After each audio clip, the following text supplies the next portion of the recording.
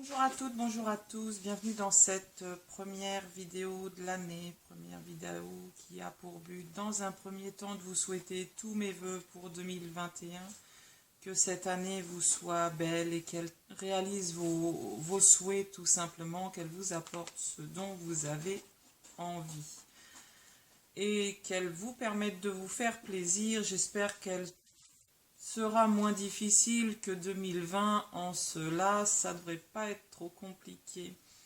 2021, c'est une année en 5 qui est régie par les signes d'air, qui est régie par Mercure, qui se place sous le signe du Gémeaux. Donc on devrait aller sur une année plus communicative, plus joyeuse, plus amoureuse.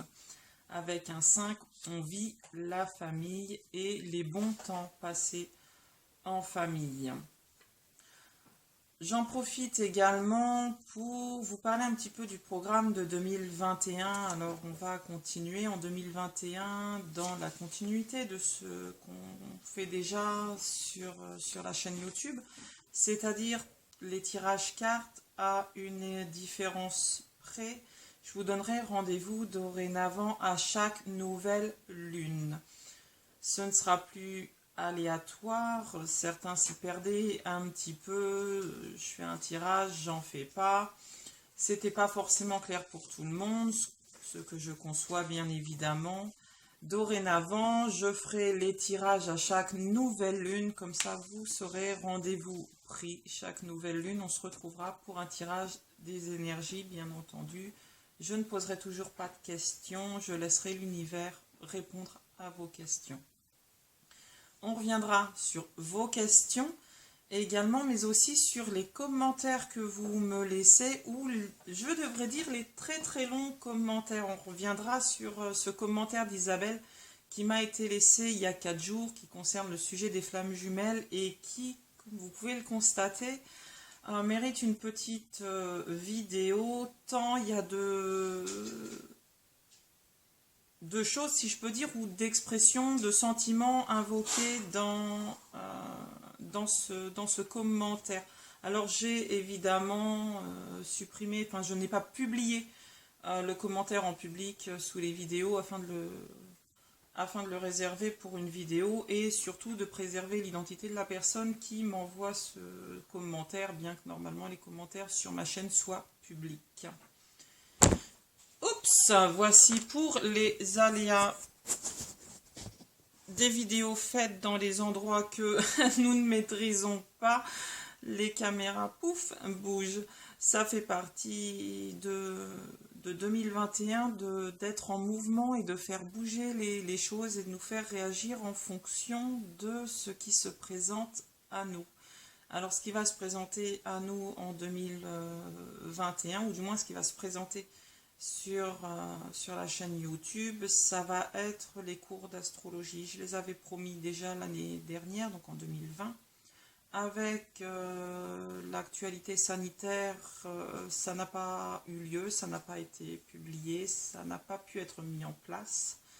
Cette année, objectif est de les mettre en place. On verra si c'est sous format PDF ou si c'est publié tout simplement en livre papier normal. On fera au mieux, mais ce sera accessible, chose promise.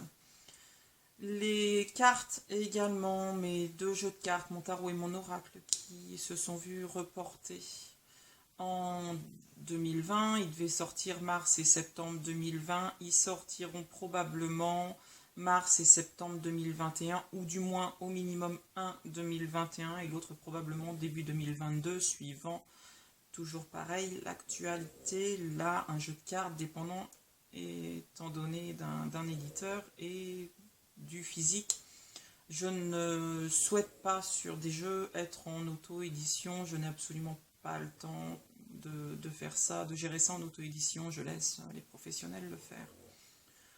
On reviendra toujours sur l'astrologie, également sur les cartes du ciel, sur les tendances astrologiques du ciel. On rentrera plus effectivement avec les cours d'astrologie dans l'astrologie sidérale et dans la compréhension des planètes, côté flamme jumelle, on évoquera le parcours d'une façon plus générale. On m'a posé une question que je trouve pertinente, à savoir, dans la vie de tous les jours, ça fait quoi d'être flamme jumelle? Cette question, c'est pas la première fois qu'on me la pose, on me l'a posée à plusieurs reprises. J'ai beaucoup cherché comment y répondre et je ne crois que je ne pourrais pas y répondre en plusieurs. Je ne pourrais y répondre, pardon, qu'en plusieurs vidéos. On reviendra aussi sur la disparonatalité. On m'a demandé pourquoi je n'en avais pas parlé en 2020. J'ai visiblement eu encore besoin de ce recul pour parler d'un tel sujet. On reviendra dessus.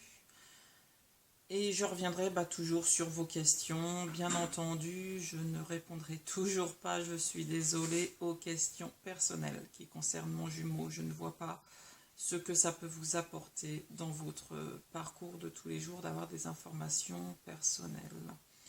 Néanmoins, je me remets en question sur mon évolution, sur mon parcours. Et j'accepterai de revenir sur certaines questions, notamment sur comment évolue une flamme jumelle lors du deuil de son jumeau et est-ce que c'est comparable, est-ce que le deuil est comparable à la séparation? Je reviendrai sur cette question, elle me paraît bien évidemment importante.